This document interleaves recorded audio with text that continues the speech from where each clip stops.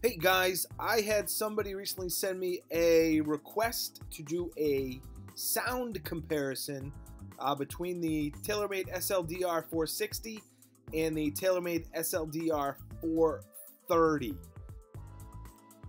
So I recorded two strikes, one with each driver. The first one's going to be the 460.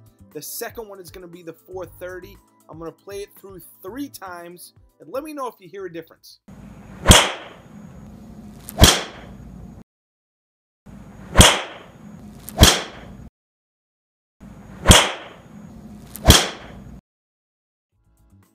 Now, in my opinion, both of these drivers feel and sound great.